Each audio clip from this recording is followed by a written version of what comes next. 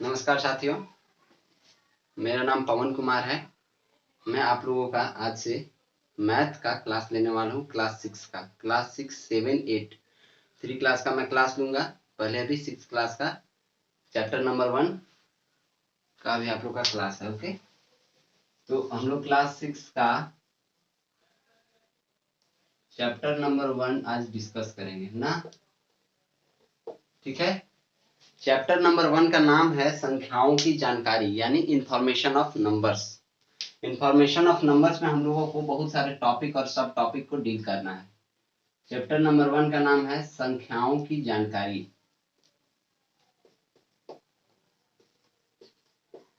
संख्याओं की जानकारी यानी इंफॉर्मेशन ऑफ नंबर्स, ठीक है। तो इसमें पहला टॉपिक जो है वो हम लोग आज डील करेंगे, जिसका नाम है बड़ी संख्या एवं छोटी संख्या। बड़ी संख्या एवं छोटी संख्या।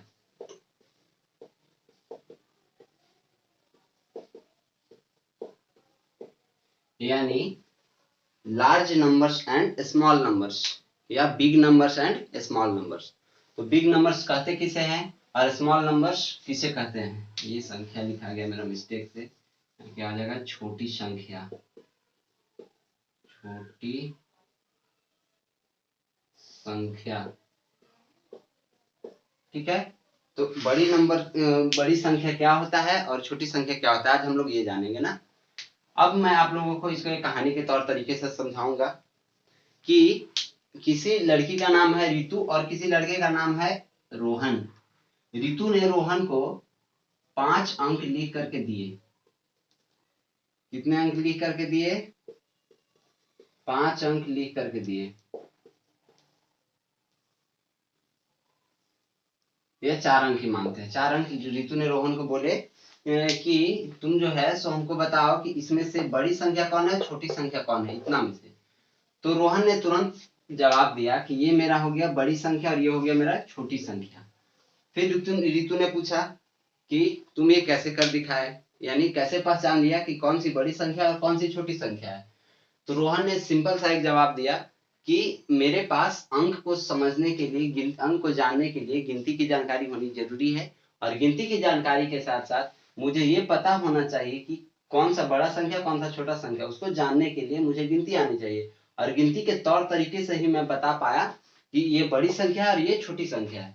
तो अगर हम इसको गिने, यानी 1 2 3 4 5, 1 2 3 4, 1 2 3 और 1 2, यानी इसमें सबसे कम संख्या है और इसमें सबसे ज्यादा संख्या है। जिसमें सबसे ज्यादा संख्या है वो बड़ी संख्या हो गई, और जिसमें कम संख्या है वो छोटी संख्या हो गई। तो दोस्तों, हमने अभी क्या सीखा कि बड़ी संख्या कौन है, छोटी संख्या कौन है, ये मैंने पहचानना सीख लिया। अब हम लोगों को कंफ्यूजन आएगा कि सर मेरे पास तो ये हमने गिनती करके ये पहचान लिया कि ये बड़ी संख्या है, ये छोटी संख्या है, लेकिन अगर मेरे पास ऐसा ही इसी टाइप का 5 अंक का या 7 अंक का, 10 अंक का या 2 अंक का, 4 अंक का अगर ये कोई संख्या हो जाए, मेरे पास आ जाए, तो मैं उन लोगों में कैसे पहचानूंगा कि कौन सा बड़ा संख्या है और कौन सा छोटा संख्या है? तो अब देखिए, मैं आप लोगों को बताने वाला हूँ। मान लेते हैं हम 4 अंक का संख्या ले लेते हैं। 4 अंक की संख्या ले लेते हैं, 4 ना। ओके, 3 2 5 1 8 5 6 2। यहाँ क्या हो जाएगा? 4 1 2 3, ठीक है। ये हमने 4 संख्या ले लिया। अब जो है आप लोगों को ये कंफ्यूजन अब यही था कि ये चारों में से हम लोग कैसे डिसाइड करेंगे कि कौन सी बड़ी संख्या है और कौन सी छोटी संख्या है। तो अब इसके लिए एक नियम है। देखिए बच्चों, इसके लिए क्या नियम है? एक नियम है कि हमेशा बाईं तरफ से, बाएं ओर से ये चारों अंक में कंपैरिजन करके देखना है कि मेरा कौन सा बड़ा है और कौन सा छोटा है। यानी ये देखना है कि बाईं ओर से, यानी इसमें 3 है, इसमें 8 है पहला अंक, इसमें है सो 5 है, इसमें 4 है यानी 4 है। तो अब हम लोग इसमें कंपैरिजन कैसे करेंगे? ये देखेंगे कि इन चारों अंकों में से कौन सी संख्या बड़ी है। फर्स्ट अंक बाएं तरफ से ना, पहला अंक कौन सा बड़ा है और कौन सा छोटा है। तो देखेंगे इसमें ये सबसे छोटा है, ये चारों में से सबसे छोटा तो ये लग रहा है अंक में, फर्स्ट अंक यानी बाएं तरफ से। देन हम लोगों को ये डिसाइड हो जाता है कि पहला जो है सबसे छोटी संख्या यही होगी, ठीक है। ये चीज हम लोग चूज कर लिए। उसके बाद अब हम लोग ये तीनों में कंपेयर करके देखेंगे कि कौन सी बड़ी संख्या और कौन सी छोटी संख्या है। तो अब इसमें हम लोग देखते हैं इसमें क्या है, पहला संख्या 8, इसमें 5, इसमें 4, यानी ये तीनों में से छोटी कौन है, 4 वाला, यानी क्या आ जाएगा 4 1 2 3। ठीक है, सेकेंड में ये हो गया। अब ये दोनों में कंपेयर किया जाए तो ये कितना है, 5 है, ये है 8, यानी 8 से 5 छोटा है। तीसरा नंबर में कौन सा आ जाएगा, ये आ जाएगा मेरा, और चौथा में 8 5 6 2। ठीक है, हम लोग पहचान लिए किस तरह से बड़ी संख्या कौन होगा, छोटी संख्या कौन होगा। अब हम लोगों को ये पता चल गया कि हमेशा बाईं तरफ से ये देख लेना है कि कौन सी संख्या छोटी है, कौन सी संख्या बड़ी है। कोई भी अगर आपके पास ऐसा संख्या आ जाए तो आप कंपेयर करके देख सकते हैं कि कौन सा बड़ा है और कौन सा छोटा है। ओके, चलिए अब आगे हम लोग देखते हैं।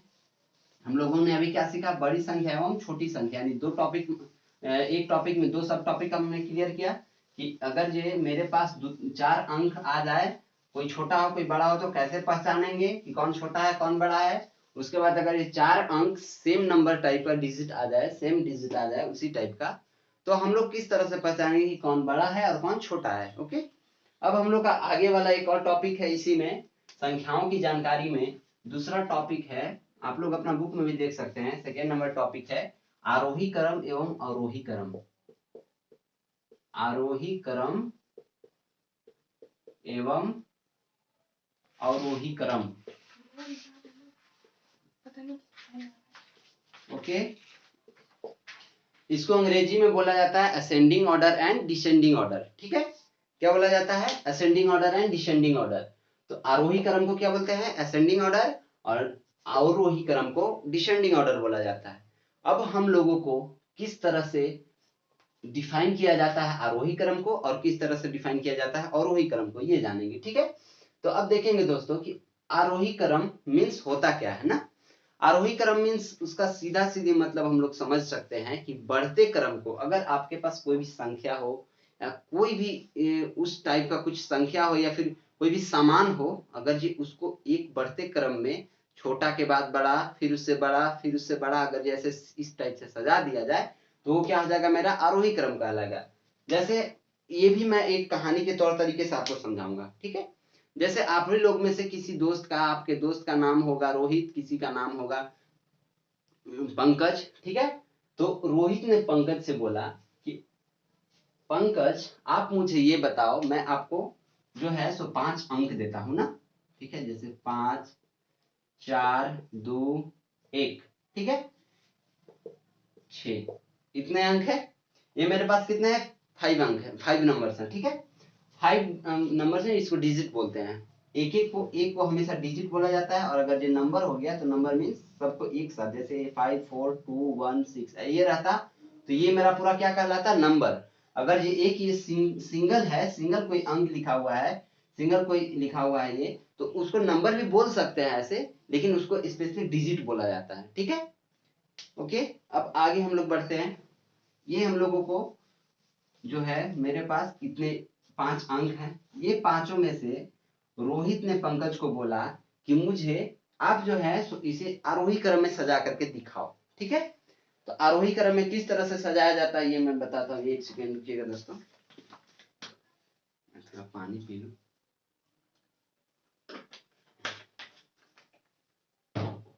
1 सेकेंड।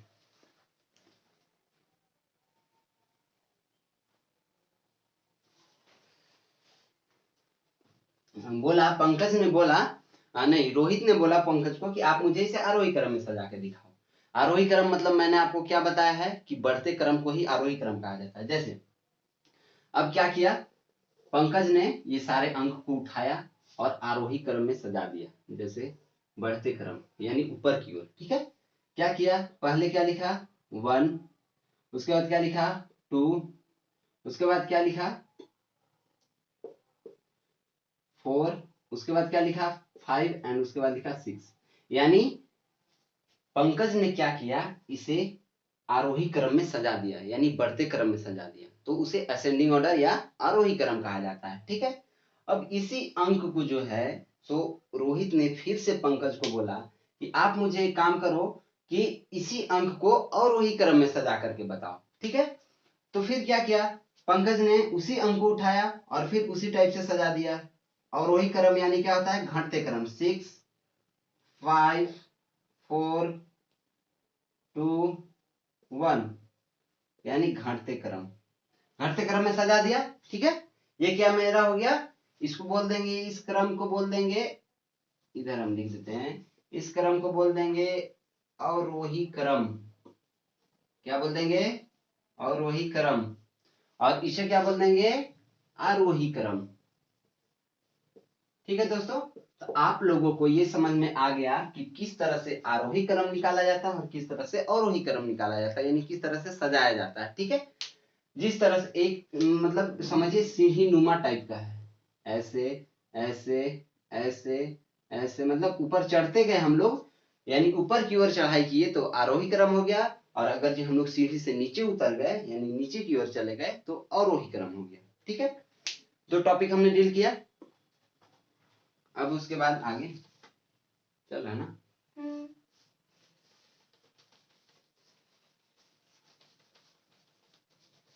अब उसके बाद क्या करेंगे, आगे हम लोग नया टॉपिक डील करेंगे, आरोही क्रम एवं अवरोही क्रम। मैंने सिखाया आप लोगों को, आपने मेरे साथ पढ़ाई किया आरोही क्रम एवं अवरोही क्रम के बारे में। तीसरा नंबर, थर्ड नंबर टॉपिक आप अपने बुक में भी देख सकते हैं। मैं आप लोगों को जितना भी क्वेश्चन अभी तक मैंने बताया है बड़ी संख्या में छोटी संख्या में और आरोही क्रम एवं अवरोही क्रम में, वो मैं पीडीएफ बना करके दे दूंगा। ठीक है, यूट्यूब चैनल पे भी दे दूंगा, वहीं पे लिंक दे दूंगा। और एक और है मेरा टेलीग्राम चैनल, जिसमें टेलीग्राम चैनल का नाम है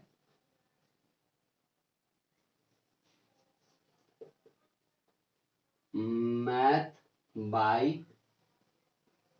पवन सर।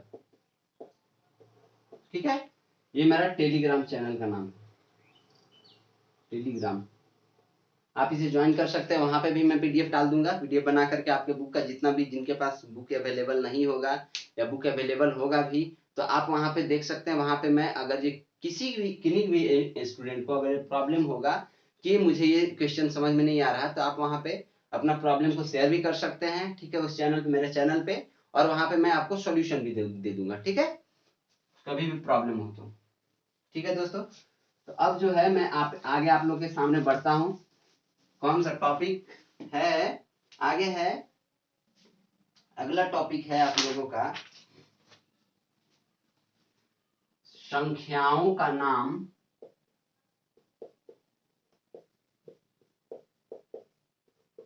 एवं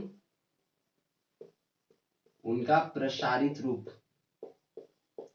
क्या है, संख्याओं का नाम एवं उनका प्रसारित रूप, यानी name of numbers and their spirit form. ठीक है, इसको अंग्रेजी में क्या बोला जाएगा, name of numbers and their spirit form. ठीक है, अब उसके बाद हम लोग डील करेंगे संख्याओं का नाम एवं उनका प्रसारित रूप, ये होता क्या है।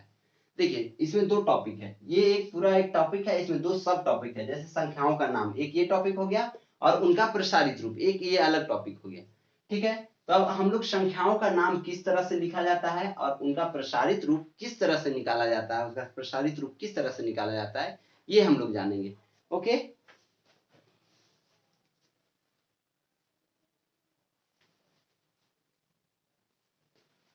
तो देखिए दोस्तों, क्या करते हैं, संख्याओं का नाम में पहले हम लोगों को, अगर जी आपके पास संख्या कोई भी ऐसे लिखा हुआ है 572 ना, ये है आपके पास संख्या, तो इसको आप हम अपने से मतलब कि लिख सकते हैं, कितना हो जाएगा 572, ऐसे लिख सकते हैं ना, 572। आपको हिंदी पढ़ने आना चाहिए, संख्या लिखने के लिए आपको हिंदी में अगर लिखना है तो हिंदी पढ़ना आना चाहिए।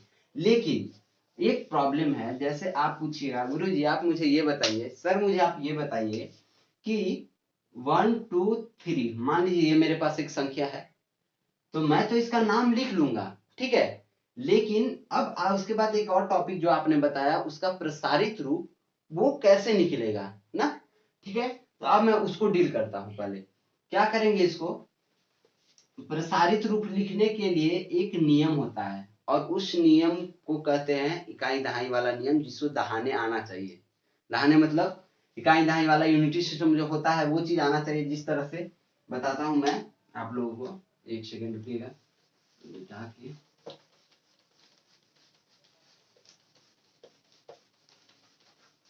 टॉपिक नोट कर लीजिएगा, मैं मिटा दे रहा हूं, ठीक है।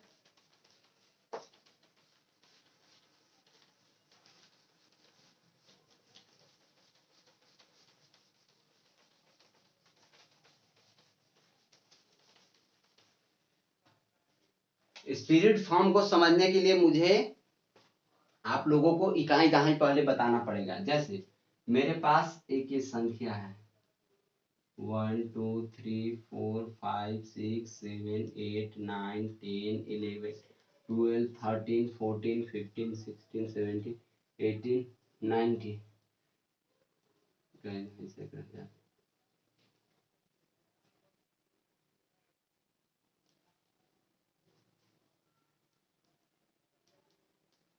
ठीक है, इतना हो गया मेरा संख्या। अब हम लोगों को दहाने के लिए सीखना है, तो पहले हम लोगों को यही नियम इसका है कि दहाने के लिए सीखने के लिए हमें क्या करना पड़ेगा। जब भी करना है तो दहाना है किस तरफ से, दाहिने साइड से। जिस हाथ से खाना खाते हैं उस साइड से दहाना, यानी ये इससे हम खाना खाते हैं उस साइड से दहाना है, दाहिने साइड से दहाएंगे। इसको क्या बोलेंगे, इकाई। क्या बोलेंगे, इकाई। इसको क्या बोलेंगे, दहाई। इसको क्या बोलेंगे, सैकड़ा। ठीक है, इसको क्या बोलेंगे, हजार ना। जैसे इकाई, दहाई, सैकड़ा, हजार, उसको यहाँ क्या हो जाएगा, 10,000। यही छूट गया था। 10,000,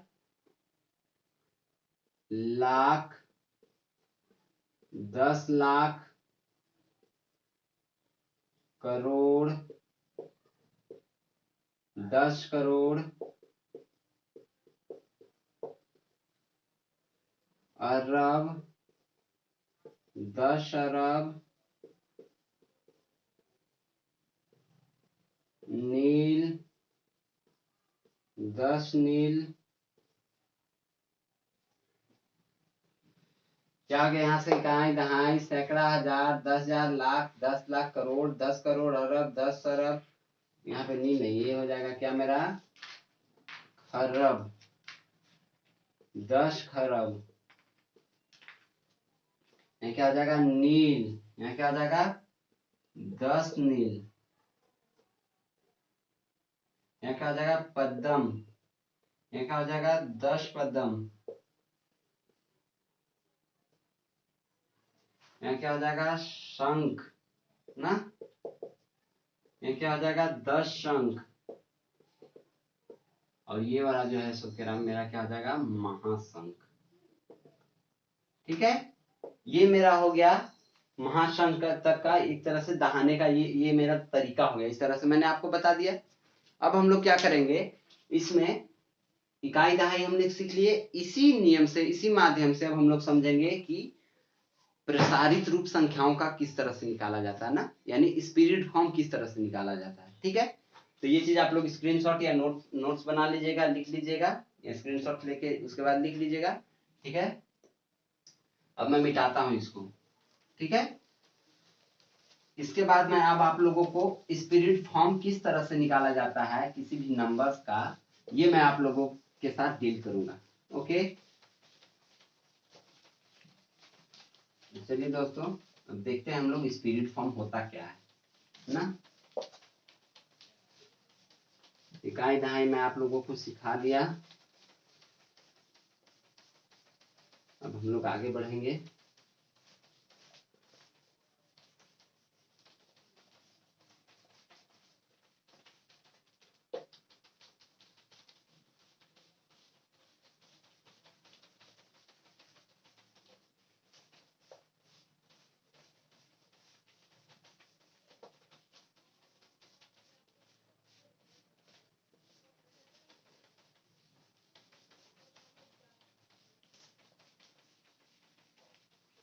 ये देखिए मेरा बोर्ड क्लियर हो चुका है। अब मैं आप लोग के सामने स्पिरिट फॉर्म बताऊंगा ना, यानी किसी भी नंबर्स का प्रसारित रूप कैसे निकाला जाता है। जैसे मान लीजिए आपके पास ये नंबर है 121, यानी 121, यानी इसका हिंदी में इसको क्या लिख सकते हैं, 121। क्या लिख सकते हैं, 121। और अंग्रेजी में इसको लिख सकते हैं 100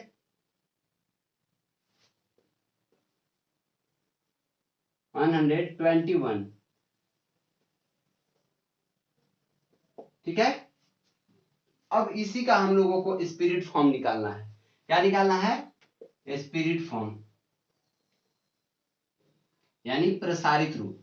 तो इसका प्रसारित रूप किस तरह से निकलेगा, ठीक है, ये डील करेंगे। अब हमने आपको कुछ देर पहले इकाई, दहाई, सैकड़ा, हजार, ये चीज सारा चीज मैंने बताया था आप लोगों को। तो उसी का उपयोग करके हम लोग स्पिरिट फॉर्म निकालेंगे। किस तरह से? तो जैसे देखिए, इसको इसको क्या बोलेंगे? इकाई। इसको क्या बोलेंगे? दहाई। इसको क्या बोलेंगे? सैकड़ा। ठीक है। ये इकाई के स्थान पर क्या है? 1 है। दहाई के स्थान पर क्या है? 2 है। और ये सैकड़ा के स्थान पे 1 है। यानी सैकड़ा के स्थान पर 1 है तो 1 को अगर ये हम 100 से गुना कर दे तो कोई फर्क पड़ेगा? कोई फर्क नहीं पड़ेगा, क्योंकि हमको यही लाना है स्पिरिट फॉर्म में, फिर से बदल करके। स्पिरिट फॉर्म मतलब कि इसको इकाई, दहाई, मतलब कि दहाई, इकाई, सैकड़ा, ये सब जितना होता है उसके रूप में एक तरह से उस फॉर्म में लिख करके उसके बाद लास्ट में वही चीज आ जाएगा। ठीक। अब उसके बाद क्या करेंगे? यहाँ ऐड का चिन्ह देंगे, यानी प्लस क्या ऐड करेंगे? फिर यहाँ पे दहाई के स्थान पे क्या है? 2 है। तो क्या करेंगे? 2 इंटू 10। फिर प्लस करेंगे और इकाई के स्थान पे क्या है? 1। समझ गए? अब अगर जो हम लोग इसको गुना करें तो 100 में 1 से गुना किया जाए तो कितना आ जाएगा? 100 प्लस 2 में अगर 10 से गुना किया जाए तो क्या आ जाएगा? 21, अरे नहीं 20, और यहाँ पे अगर 1 ऐड कर दिया जाए तो मेरा फाइनल आंसर क्या आ गया? 121, यानी 121। ये मेरा आंसर आ गया। यानी स्पिरिट फॉर्म में हम लोग सही निकाले हैं। स्पिरिट फॉर्म में चेक करने का तरीका फिर उसके बाद ये है, ये सही निकाले। ऐसे स्पिरिट फॉर्म मतलब इतना ही होता है। यही तक मेरा आंसर होगा। कोई भी अगर आपको कोई संख्या देता है, जैसे एक और संख्या 156, ठीक है, इसको बोलते हैं आप स्पिरिट फॉर्म में लिखिए। तो क्या करेंगे? 1 into 100 plus 5 into 10 plus 6 is equal to क्या आ जाएगा? यहीं तक मेरा स्पिरिट फॉर्म हो गया। यानी आंसर मेरा जो है सो यहीं तक हो जाएगा। लेकिन अगर आप लोगों को चेक करके आगे देखना है तो 100 से 1 में गुना करेंगे क्या आ जाएगा? 100 प्लस 5 से 10 में गुना करेंगे क्या आ जाएगा? 50 प्लस 6 इज इक्वल टू क्या हो गया? 156। मेरा आंसर आ गया फाइनली। ओके, समझ गए गाइस? तो कैसे निकाला जाता है स्पिरिट फॉर्म, किस तरह से प्रसारित रूप को निकाला जाता है, ये मैंने आप लोगों को बता दिया। अब हम लोग आगे एक और टॉपिक है, ये टॉपिक हमने डील कर लिया, समझ लिया कि किस तरह से निकलेगा स्पिरिट फॉर्म, किस तरह से निकाला जाता है, ये मैंने सीख लिया। अब हम लोग क्या करेंगे? आप लोगों को मैंने सिखा दिया स्पिरिट फॉर्म। कौन कौन सा टॉपिक अभी तक हम लोग डील कर चुके हैं? 3 टॉपिक डील कर चुके हैं। पहला टॉपिक था बड़ी संख्या एवं छोटी संख्या। सेकेंड नंबर टॉपिक था आरोही क्रम एवं अवरोही क्रम। और तीसरा टॉपिक था हम लोगों का name of numbers and their spirit form, यानी संख्याओं के नाम और उनके प्रसारित रूप। ठीक है। और नेक्स्ट इसी में आगे टॉपिक में लेकर के आऊंगा और सभी लोगों को क्लियर करवाऊंगा उस टॉपिक को। ठीक है। तब तक के लिए बाय बाय, टेक केयर, घर में पढ़िए, आराम से रहिए और मन लगा के पढ़ते रहिए। ठीक है, बाय।